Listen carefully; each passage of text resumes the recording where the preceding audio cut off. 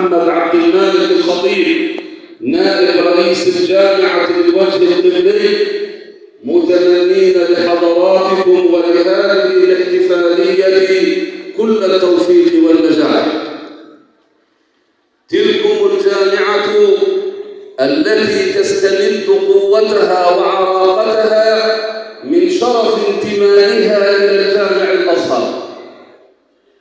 الجامع الأزهر كما سمعنا الذي هو شمس أشرقت في سماء مصر واستضاء بها العالم الإسلامي كله، مذ شاء الله عز وجل أن يؤسس في 7 من رمضان سنة 61 و300 من الهجرة النبوية، حتى قال أحد الرحالة عن ليالي رمضان فيه: ليلة بذلك المسجد كليلة القدر، لأنه معمور بالذكر والتلاوة والتعليم آناء الليل وأطراف النهار، لا تنقطع منه العبادة ليلا ولا نهارا، صيفا ولا شتاء، فهو عديم النظير في مساجد الدنيا بأجمعها،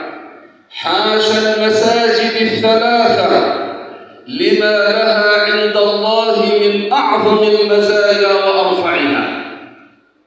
ولهذا أيها الإخوة الكرام، كان الأزهر الشريف منحة كبرى من الله عز وجل لمصر وللعالم الإسلامي، وحصنا مكينا للدين والعربية، ودرعا للأمة يرد عنها ذوائل الزمان ونوازل الحدثان.